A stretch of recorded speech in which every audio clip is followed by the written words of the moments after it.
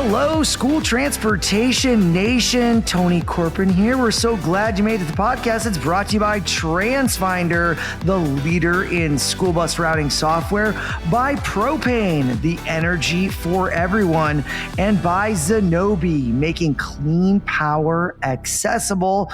We have Mr. Ryan Gray, editorial extraordinaire, with us. Ryan, welcome. Oh, thank you, Nation. Thank you, Tony. As always, it's great to be here. Wonderful. And we have a special guest with us, Jeff Cassell, president of the School Bus Safety Company. Jeff, welcome. Welcome, Tony. Thanks for having me.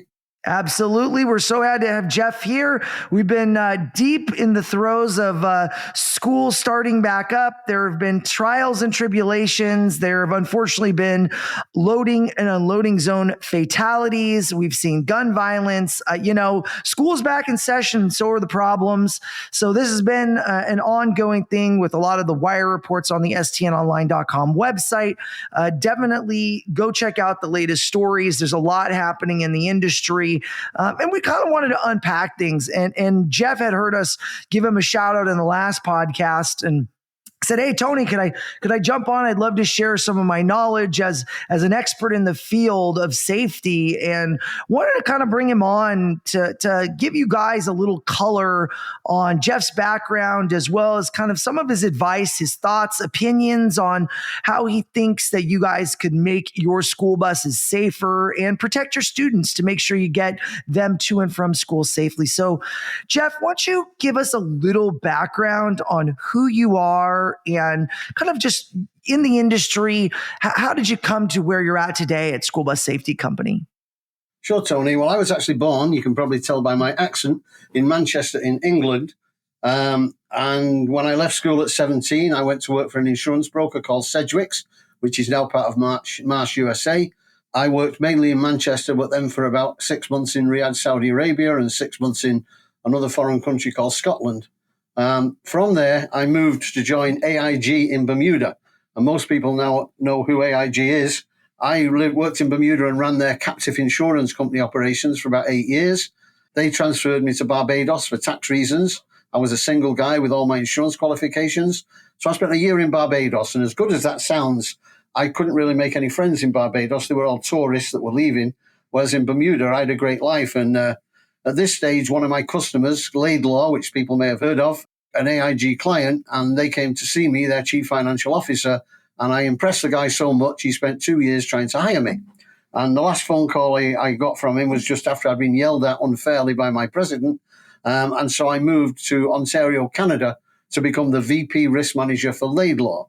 So I was really hired to do the insurance, the claims.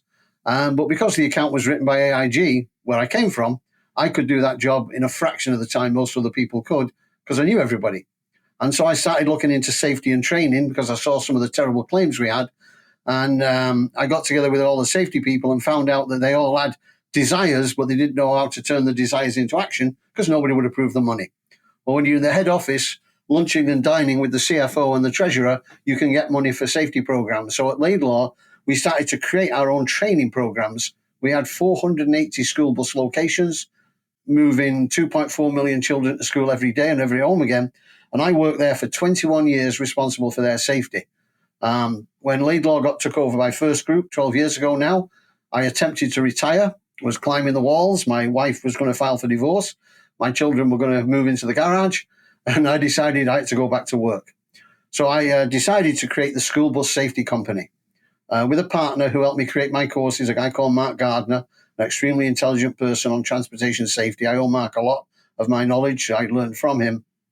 And I thought, well, Laidlaw could afford hundreds of thousands of dollars to create their own programs. Other places couldn't. Why don't I create the School Bus Safety Company and create training programs that can be used by school districts and contractors and sell them at a very low price individually, and the aggregate of all the sales would, of course, return my investment. And that's what we did. The School Bus Safety Company, I've been running it for 12 years. I also have a transit and paratransit company where we do the same for transit and paratransit.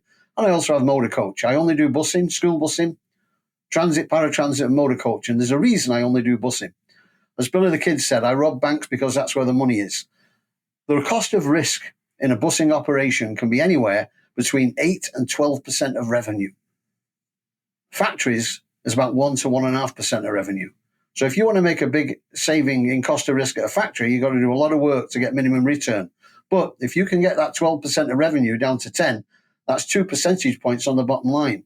And so my focus has been on reducing accidents and the cost of risk in transportation. Why? Because that's where the money is.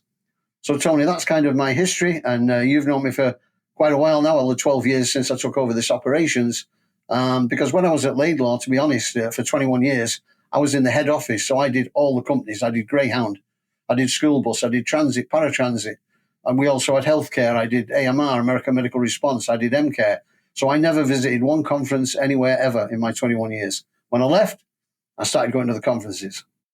Yeah, we're glad you have. And yeah, I mean, you've got a pretty deep understanding of risk. And I know we've talked over the years about what is the definition of risk? What is the definition of safety? And most can't really define it clearly. So, you go to the old trusty dictionary, right? And you give them the definition of it. And it's kind of this aha moment, right? So we're going to dive a little more into this conversation of safety and risk and, really talk about some actionable things that you guys might be able to do out there in the school transportation industry and tap Jeff's brain a little bit to get the inside scoop on that. But before we get to that, we got a quick message.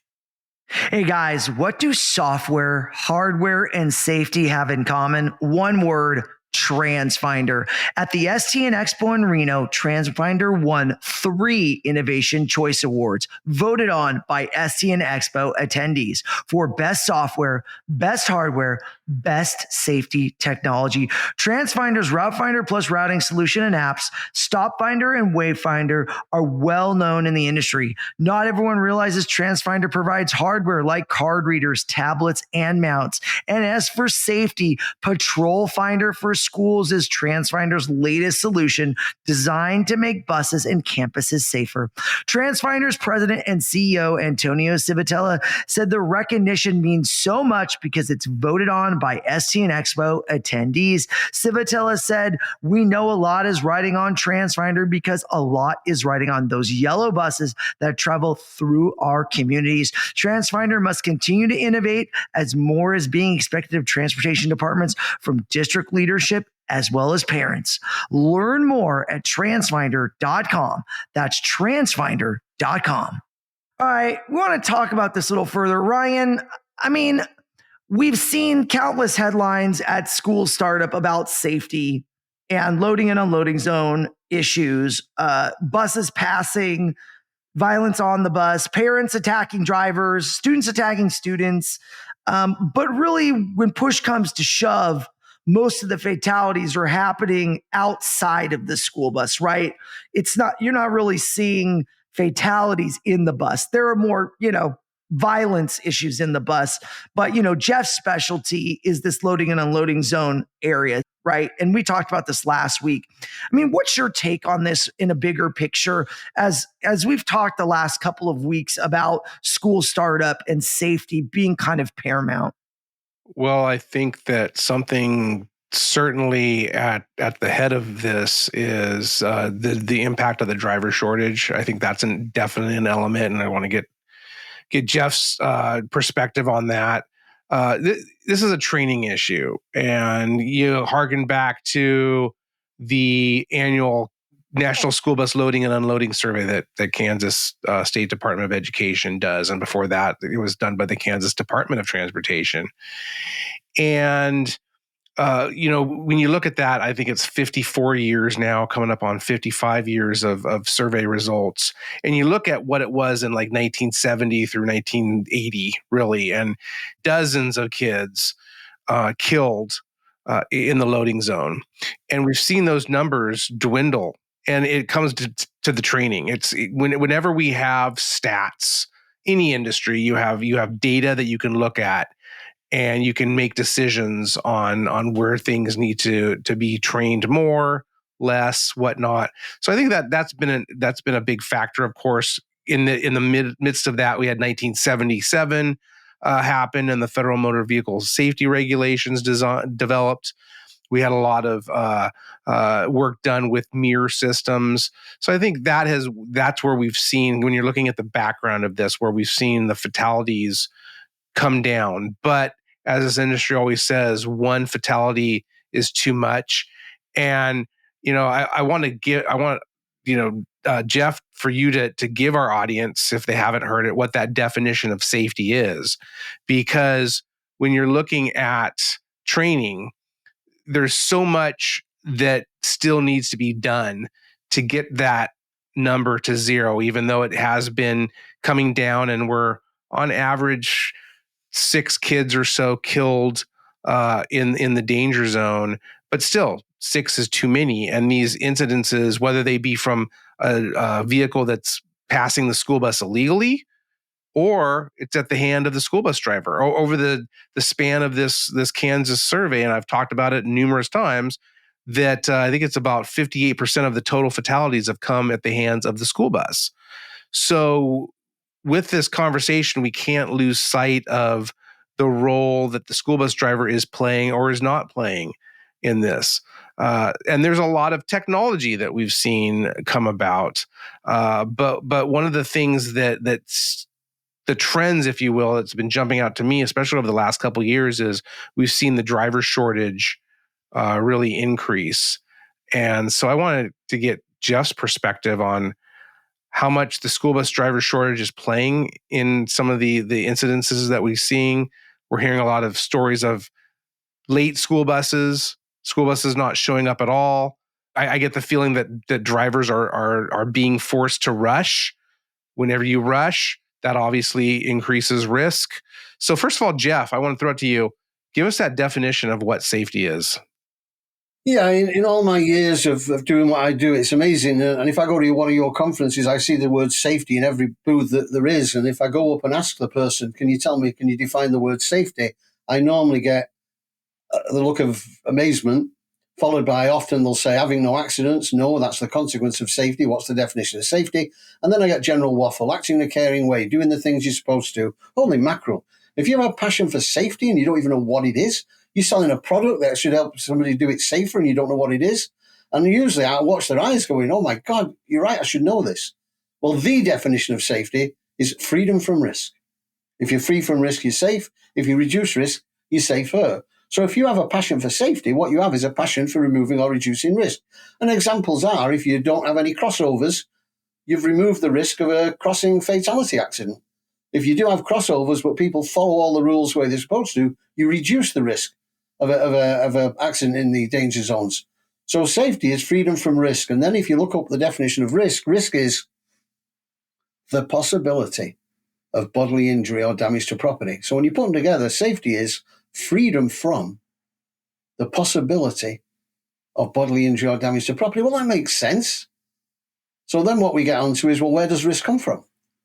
Well, risk comes from 2 areas: unsafe conditions, tyres, brakes, steering, drug test references. We engineer away the risk from unsafe conditions, so much so that less than 1% of risk is caused by unsafe conditions. And many, many agencies or many, many regulators focus on unsafe conditions, whereas 99% of risk comes from the conscious and deliberate unsafe behavior performed by the driver. I'll say it again. The conscious and deliberate unsafe behavior performed by the driver, like following too closely, like rushing, like speeding, like not counting the kids away. Accidents do not just happen. They are caused, and they are caused by the driver's conscious and deliberate unsafe behaviors. And when we explain that to them and show them what those behaviors are, there are potentially 22 of them, it's a huge step in changing them. But I want to try and direct this now, though, towards something where I can do the greatest good, where all that ties into it. And you just alluded to it very nicely indeed, Ryan, that in the last decade, there were 55 danger zone fatalities, an average of 5.5 a year. You said 6. I'll give you that leeway. In the prior decade, there were 110.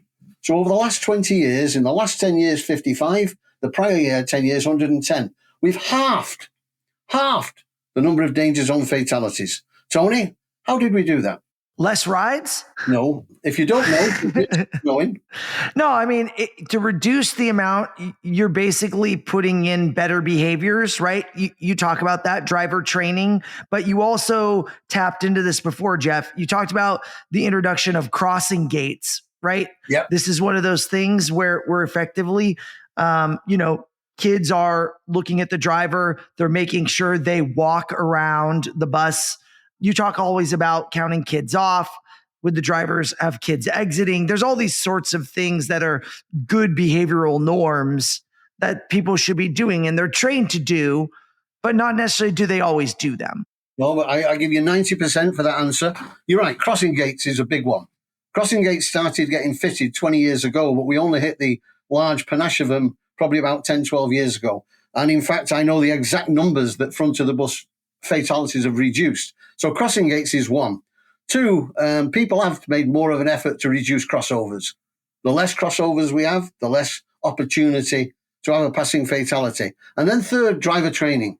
Now, as you'll recall, Tony, because you helped me in this, starting about 12 years ago, we gave away our Danger Zones training program for free to any and every school district and contractor in America. And back 10 years ago, we gave away 3,000 copies of our training course.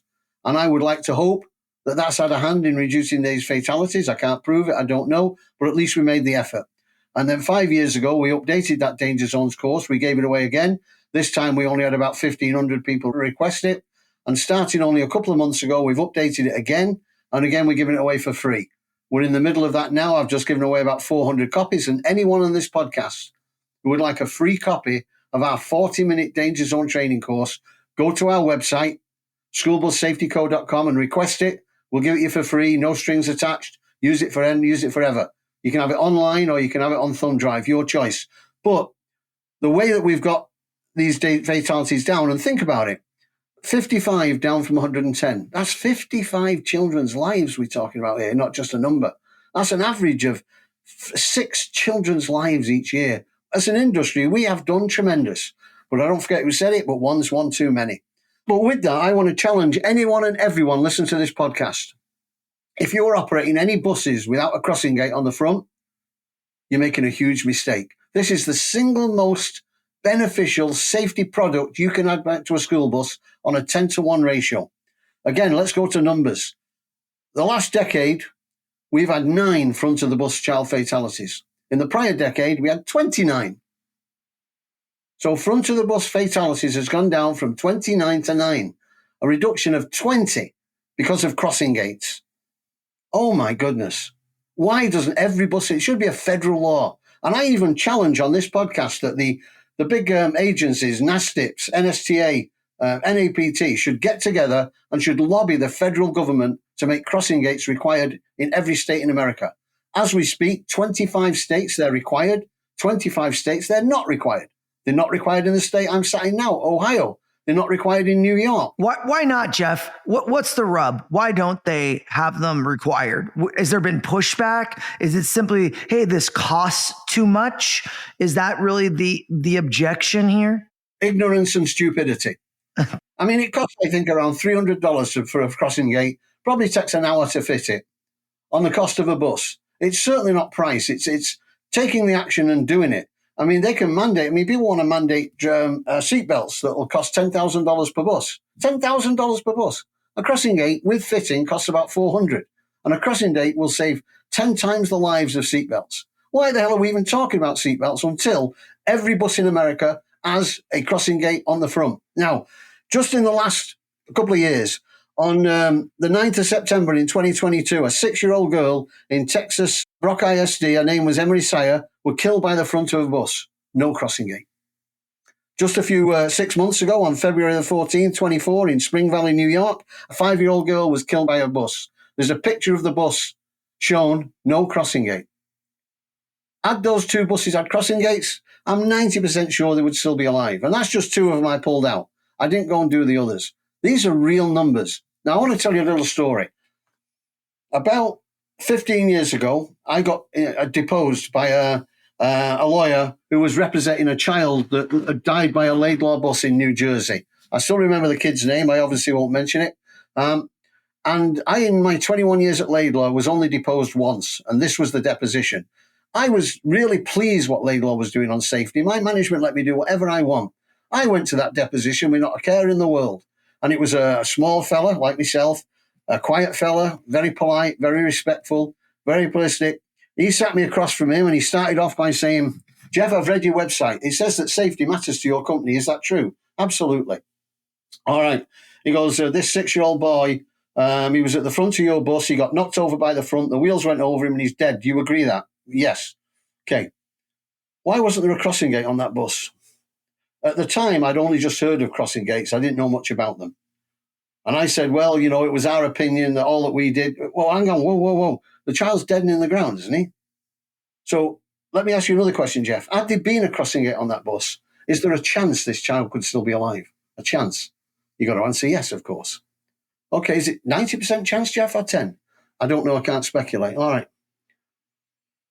How much do crossing gates cost? I don't know. How long does it take to fit them? I don't know. How many types of crossing gate are there? I don't know. Oh, I've got the wrong person. Who at Laidlaw would know the answer to all these questions? Nobody. So he goes, so you're telling me you go to your website and it tells me you care about safety and you couldn't put, and I'll tell you now, Jeff, at that time they were $150. For a $150 part on your bus, this child would still be alive. And you don't even know anything about it. I'll tell you, he took me to the wall, Tony. I'm giving you the 4-minute version. For 2 hours, I sat before this lawyer. And he came at it from every perspective there could possibly be. And I tell you, I went home that night, I looked in the mirror, and I said, holy shit, the guy's right. If we'd have had a crossing gate on that bus, I'm pretty sure that kid would still be alive. He'd be about 26 today. And I tell you, I get emotional about it when I think about it. And I'm telling you this story because any of you out there who are operating school buses without a crossing gate, you go look in the mirror. And you go say, if we have a front of the bus child fatality, did I do enough to prevent it? When for a very low-cost device, especially if you spec them when you buy your buses, it's nothing. 140,000 bus becomes 143, and you amortize it over a period of time. It should be a federal law. And as I said earlier, I would love to challenge NASTIPS, NAPT, and NS, get together and lobby the federal government to do it. Now, places have options whether to fit the crossing gate or not. I have a location not far from where I'm sat who have about 80 buses. 40 have the crossing gate and 40 don't. I've gone to the manager and spoken about it. They can't get approval for the money. So that's a cost issue. But I get back to one of the biggest reasons we've reduced child fatalities is crossing gates. It should be a federal law. And again, I can't challenge you strong enough. Listening to this podcast, if you're operating any buses without a crossing gate, get them fitted. By the way, I don't sell crossing gates. I don't get commission for crossing gates. I have no involvement in them whatsoever. But if we want to continue to get this number down, then we need to fit crossing gates. So that's one of my strongest messages I wanted to give in this podcast. Ryan, what's your reaction to that? Well, it's interesting because here we are, we're getting ready for 2025 National Congress on School Transportation in Des Moines, Iowa. And about 10 years ago, when it moved to Des Moines, the last proceedings that we had because of COVID, the Congress voted on crossing gates. There was a proposal to add a recommendation in the national specifications and procedures on this, and it was voted down narrowly by I think 2 votes. And at that time, that really the reason cited was cost, not necessarily the cost of the equipment, but cost of maintenance. There was objections based upon a lot of the states had already required it. So 25 or 26 states, I think NAPT says 25, currently require crossing gates. The other 25 states don't require it, but they allow it. So school districts, to your point, Jeff, school districts can go out and add them. Now, obviously from a state spec standpoint, and purchasing, how that works, is on a case-by-case basis, but these are available. And, interesting data that you were sharing, Jeff, based upon the fatalities, fatality reporting on how much the crossing gates have affected things. And I think it's a really good point as well that you brought up about the limiting the crossing the students. So I think that, together we're seeing some of those come to fruition.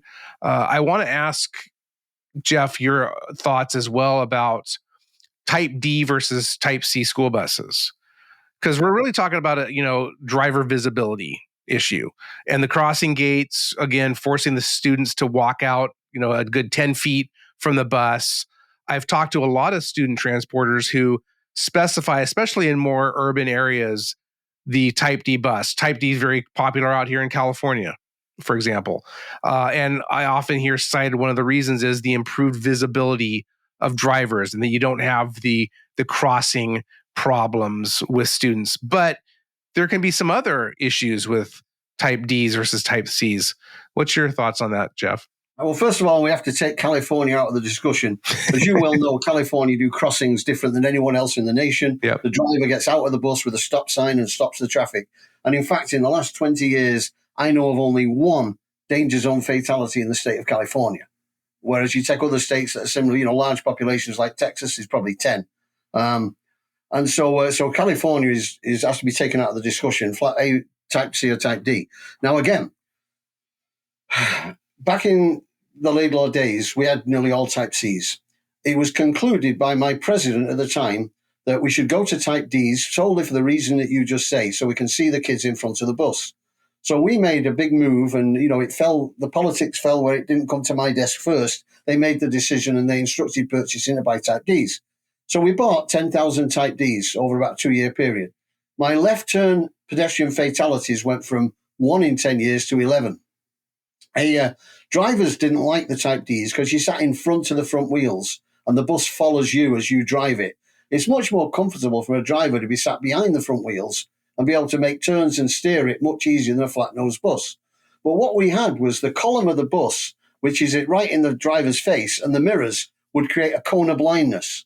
So as the bus started to turn left, a pedestrian would have a cross now signal, would assume the bus was going to stop and start crossing. This pedestrian would be in the column cone of blindness. And we wouldn't know about it till we killed them. We killed 11 in 1 year. And we went back away from Type Ds back to Type Cs. One, they were cheaper. They had better fuel consumption. The drivers preferred them. And I personally am a big fan of Type Cs, not Type Ds, for all those reasons. And when we went back to Type Cs, the left-turn pedestrian fatalities stopped. Instead, we concluded a Type C with a crossing gate was safer than a Type D without a crossing gate. And certainly we see the majority, obviously, every year. That's what the industry is buying. That's what really drives production in this country. Another thing that comes to mind when we're talking about whether it be inside the bus or in the danger zone or the death zone, as some states refer to it. I saw the new driver handbook is out for all 50 states, and I was looking at Alabama's because it was the top of the list, and they refer to this as the death zone around school buses. But injuries, we really don't have a good bead on the number of injuries. I know there was a report done about 20 years ago now by the American Academy of Pediatrics, and they were predominantly looking at injuries inside the school bus. I think some of them came out and they were looking at a 2-year period. But that's 21 years ago, essentially, that report came out. I was responsible for 38,000 buses for 21 years, 2.4 million children for 21 years. I had a very focused claims department, and any child who was injured from any or what means I would know about. We had very few injuries of children inside the school bus. And obviously very, very few in the danger zones, because normally when a big bus hits human flesh, the human flesh ends. Occasionally a bus would knock a child away. It did happen a couple of times. But injuries, again, inside that school bus, padded, bus is built like a bloody tank, doing less than 40 miles an hour most of the time. It can hit your Bentley at speed and will kill you and destroy your Bentley, and the kids will just have a sore back. So injuries we found to be minimal, and I have the actual experience of it. We used to keep a log on my wall of injuries to children, and we would, of course, define them. And no, we very rarely had them. But if I may, I want to steer this conversation now, staying in danger zone fatalities. And as you guys know, every year NASTIPS does a study of passings of school buses. And the last 3 numbers were in 21-22, there were 41.8 million. 22-23, 43.5, gone up by 5%. 23-24, 45.2, gone up by 5%. So these are legal passings. It's very nice that NASTIPS create these reports for us to have the numbers. But now we've got these numbers, what should we do about it? And I want to put forward the proposal as to know what to do about a problem. You need to know where it comes from. Why do people drive past a stopped school bus? Why? And this time I won't pick on Tony, I'll pick on you, Ryan. You tell me, Ryan, why do people drive past a stop school bus? I think one of the reasons is what are we conditioned to do? What's the law when we come to a stop sign regulated intersection? You stop, you look, and then you proceed. Another thing I think is we have different verbiage and sometimes conflicting verbiage on the back of school buses directing drivers what to do. And thirdly, I think that at least when I remember back to getting my driver's license at the ripe age of 16, that I don't recall anything being told to us about what to do when you come to a school bus. And granted, again, I was in California, and that's an outlier, and we're a little bit different here on the left coast. But I've seen, certainly when I referenced the driver handbook earlier, there's a whole section, a few sections on school busing telling you what to do when you come across a school bus. But from my perspective, I think, and I know you're probably going to go way deeper than that, but I think that those are three places to start. You're half right. Tony, you were raising your finger. You want to check. Why do you think people drive past stop school buses? They're in a rush. They're distracted driving. So, I think that we've talked about this before. They're not intentionally driving past a bus for the most part. They just are ignorant to the law. They just don't know that passing a school bus is illegal. The other part maybe are doing it maliciously. They're in a hurry. They don't care. And they just drive past it. Right. So I think those are the two things that jump out to me. Oh yeah. And you're more on it. You're more on it. My estimation, my opinion, and some of this goes back to experience in my many years at Laidlaw, is you're right, distracted driving, not paying attention. I believe that's about 40% of the time. Not knowing they have to stop. Often people who don't drive at that time of the day, usually, is probably about another 40%. An evil person who knows the law, sees the red lights, know there might be kids around and says, no, I'm in a hurry, I'm going. That's about 10%. So we got to focus our attention upon what can we do to get the people to stop driving past the buses if it's distracted or if it's because they just don't know. Now, I'm a huge fan of a new device that's only been out for a couple of years called an extended stop arm. I'm sure you've seen it. I'm sure you advertise it, where the stop arm can stand out 72 inches from the side of the bus with flashing lights. I believe that will reduce illegal passings in a location by north of 80% almost immediately. And I think, again, the powers that be in this tribune that's coming up, as you mentioned, Ryan, should put some serious thought into recommending or requiring extended stop arms, because we can talk about these illegal passings all we like. I mean, a lot of people have fitted cameras on the buses, but the number's going up, not down. But the number of kids being transported is staying about static or reducing slightly. And so, again, I get back to having the information is one thing. What you do about it is another one. So one is, of course, where you can reduce crossovers. Number two is, I strongly believe in fitting the stop arms. They have a shear pin on them, so if the vehicle hits it, it will shear very easily. It won't do a lot of damage. They could be designed to be above the roof of a saloon. However, an SUV will hit them. But again, it's the law. It's a stop sign. You're supposed to stop. And the argument I've heard put against it is it will really upset motorists when it damages their car. You know what? It really upsets parents when their child is killed as well. And so I've got to look at this. On that note, we'll continue the conversation with Jeff in just a second. Did you know that school buses fueled by propane can help you reduce emissions in your community while saving money? Propane school buses have a lower average carbon intensity than electric school buses over their lifetime by more than half. And they emit up to 96% less nitrogen oxide than diesel buses. All of this from fleets with the lowest total cost of ownership. It's no wonder propane is the most widely used alternative fuel in the school bus industry. Learn more at betterourbuses.com. That's betterourbuses.com. I strongly believe, and we've built it into our training course, that when the driver signals the children to cross the street, now in the morning is one thing. We always got to remember, children cross in the morning and they cross in the afternoon. In the morning, the child has a much better view of any cars that are likely to do any silly thing because the bus isn't in the way. And the driver has a better view when he's crossing the people to cross. Well, the children should still be taught that when the driver waves them to cross, they should take a quick look left, a quick look right, and then go. And we should teach them that. More so in the afternoon. I watch here, drivers stop with the red lights on. The kid gets out, they walk to the end of the crossing gate. They look at the driver waves them across. Often they will run straight across or walk straight across. Whoa, time out. We should teach the kids that they go to the end of the bumper, they look for themselves, and they look at the driver again. The driver signals them, they cross. And we teach that very strongly, but most people in the USA do not. I've debated it with many people who usually come around, that the kids should check for themselves in the afternoon. So, and the fourth one is we should make sure drivers are enforcing correct procedures. If I see a child, I'm the driver, and a child runs across in the morning, in the afternoon, what should I do? At that moment, nothing. The next morning, when the kid gets on, you talk to him about it, you tell him you've seen him, you tell him to do it right. I watch kids run across the street and jump into the arms of the parents. The parents hug them, and on they walk. Parent doesn't say a thing, doesn't say a word.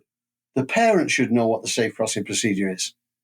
And so, again, knowing all these illegal passing statistics is one thing, but I've pushed heavily. What we should do about it is we should use extended stop arms. We should teach the kids to stop at the end of the bumper, and we should make sure that the drivers are trained properly. And again, I get back to, we have a 40-minute danger zone driver training course that teaches what I've just talked to you, that we will give away for free. We don't even charge shipping to any and every contractor or school district in America, in North America, Canada as well. All you got to do is go to my website and ask for it. It'll be sent to you within days. And so that's the big thing that we're pushing, that to get down danger zone fatalities, we have to look at why they're happening. Crossing gates, extended cross arms, teach the drivers, teach the kids.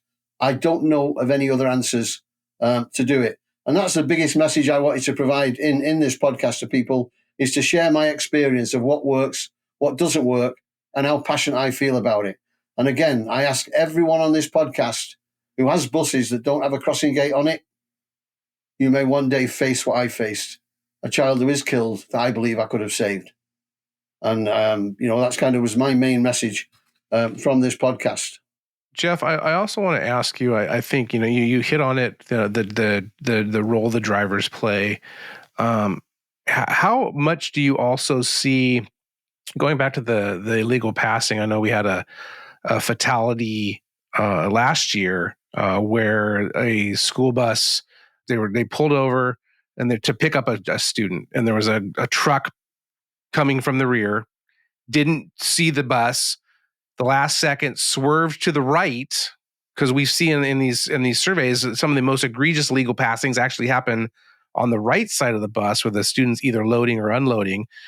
The truck swerved to the right, kind of glanced off the back bumper and struck the student and killed her in her driveway. I know that this one happened in Wisconsin, and a reader reached out to us recently and said, hey, in Wisconsin, you're supposed to pull off the road. And that was part of the issue. How much of the illegal passing also, when you're looking at it nationwide, comes to how the driver is stopping the bus? Because everything from every state almost has a different requirement for when the yellow hazard lights go on. What distance from the stop? Some do it in feet, some do it in seconds. Others require the bus to pull all the way over. Some don't.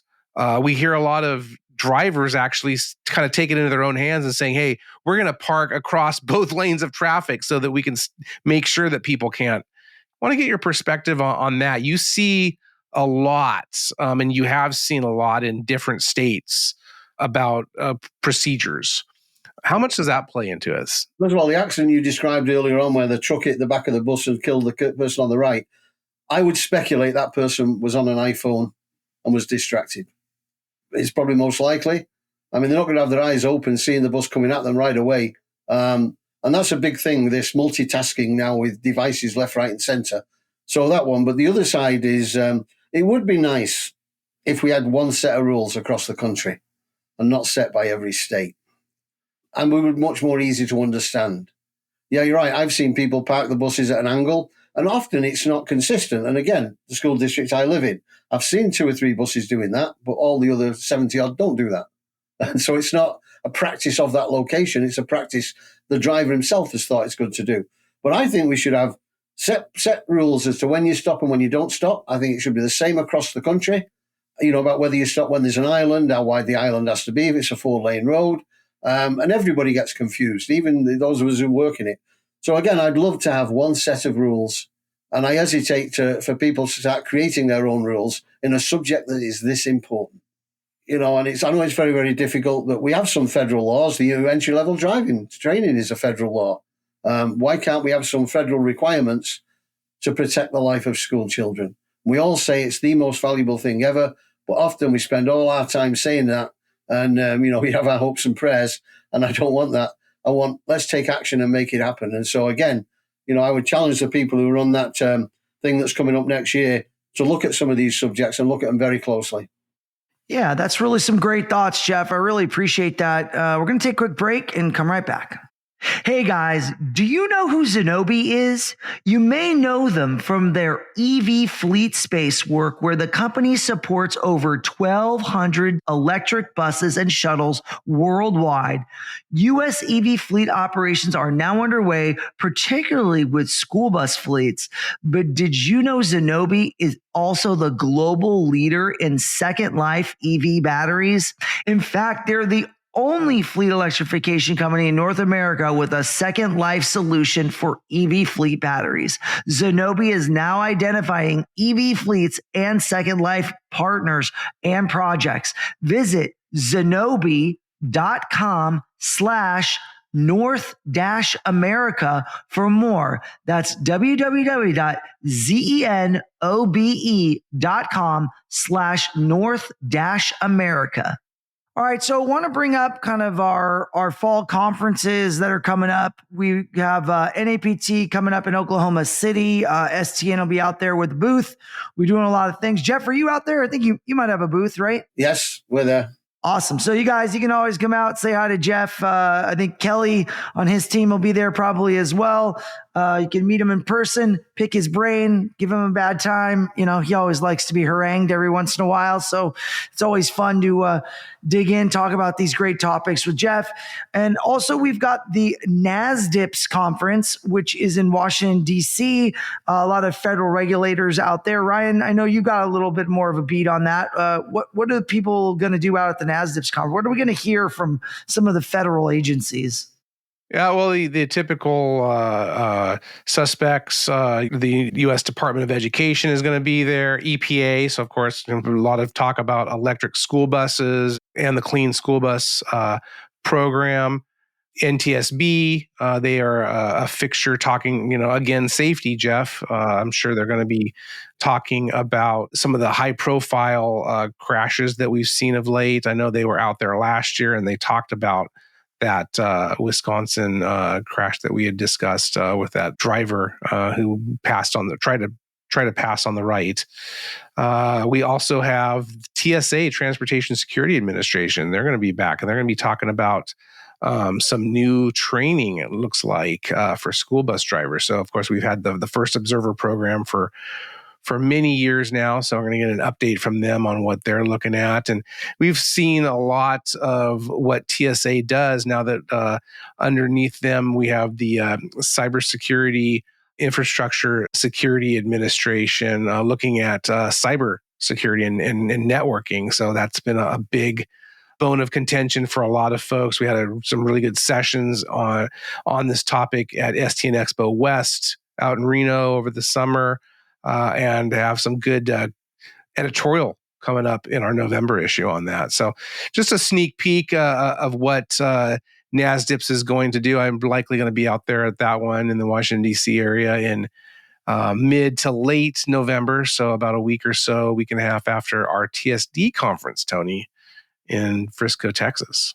Yeah, and I think we'll have some big news, right? Because Election Day isn't far away, being November 5th. So when NASDIPS comes around, they'll know who the president is. And at TS, they'll know who it is when it comes to when we're in Frisco, Tony. So that's right. I know. I had someone say, "Hey, it's Election Day" while we're there. So our team goes in early before. So we'll be there keeping an eye on things, but definitely the TSD conference out in Frisco, Texas, November 7th through the 12th.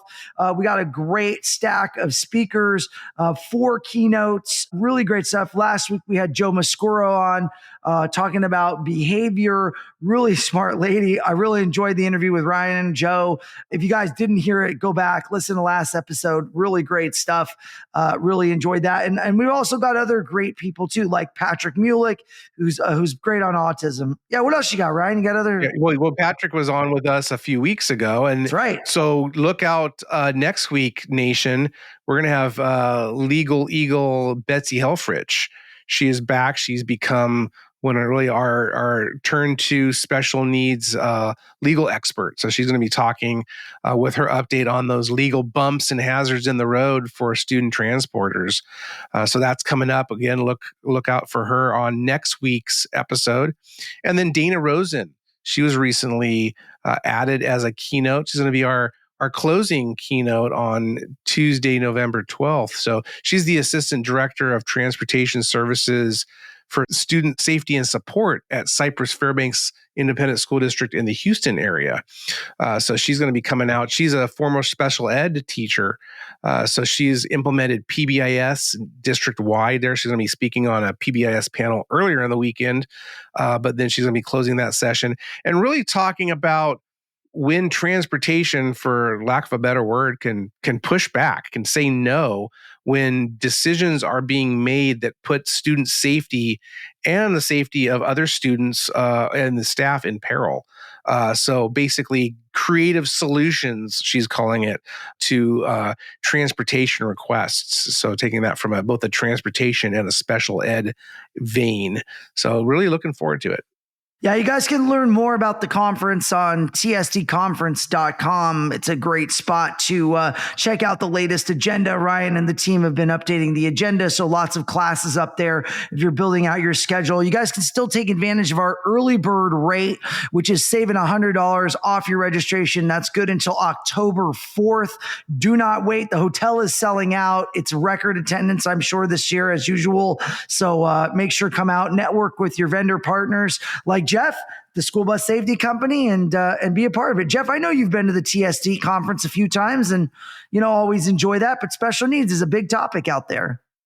Yeah, I've been to possibly the last 5 TSD conferences, and I think Kelly went to a couple of them before that. And I will say I got an unbelievable lead at last year's conference that finished up being a huge sale for me that I did get at the TSD conference. But I just wanted to add, if anyone is at the NAPT conference in Oklahoma, you come by our booth, we will give you a copy of the free Danger Zones course when you come to our booth. And why do we give it away for free? 2 reasons. We really do want to save the lives of children.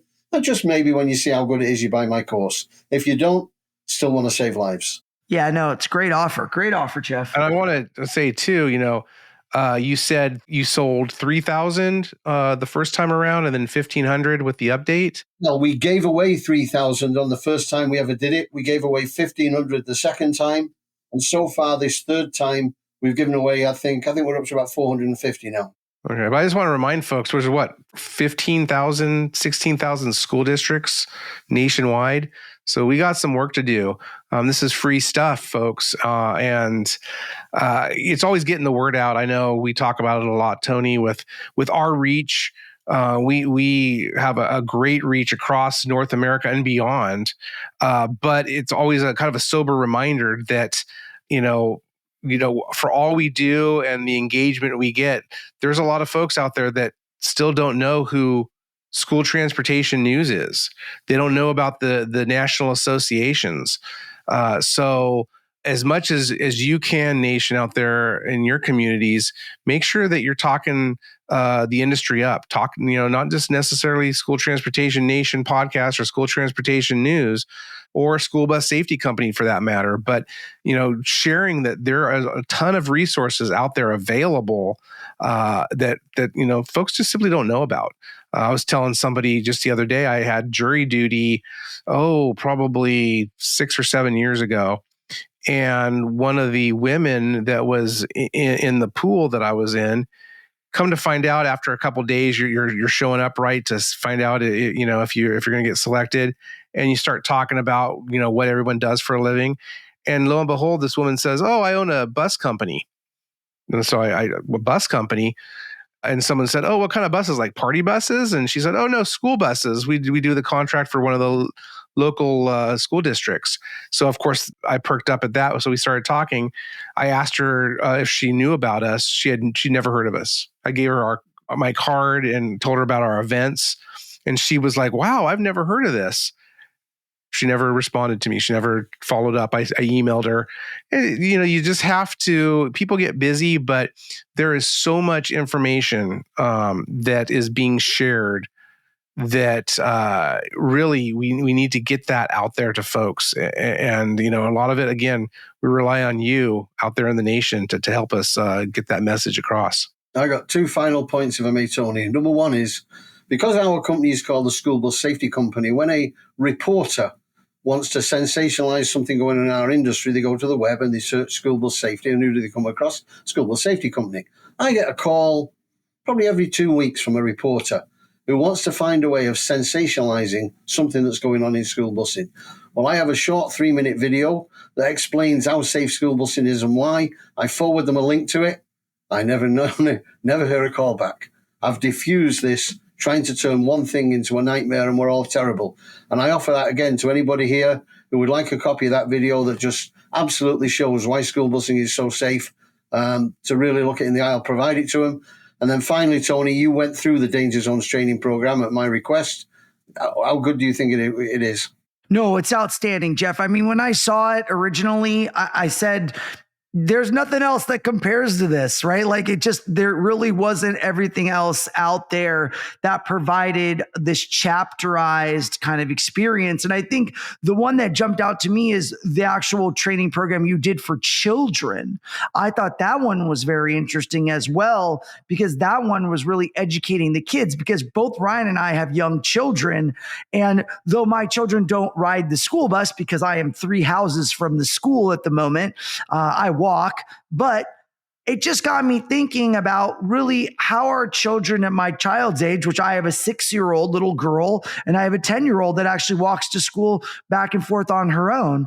So it's just very interesting, those sorts of trainings that we look at them as a parent, and it's like, you're just going through the motion of getting your kids to school. It's like secondary or tertiary. But because I'm so close to this, I just thought, man, this is something I need to talk to my daughter a little more about. And she does take field trips, and she does go on buses, sometimes a motor coach, sometimes a school bus. So I try to remind her of the safety elements of that. But, you're so busy in your life, sometimes you forget to do those sorts of things. So I really enjoyed the program, Jeff. Which now you've extended me into making another point. Most school districts today, at the beginning of the year, the driver stands up at the front of the bus and reads a list of 9 rules to these kids in the bus. I question how many are listening, understanding, going to remember, and going to put into practice. And the answer is probably close to 0.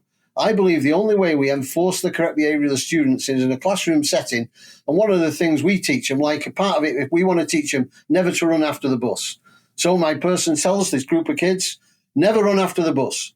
Then she said, look, this is important. When I point at you, yell out, never run after the bus. And she'll go, 1, 1, 2, all 10. Scream it, never run after the bus. Never. We're getting in their heads.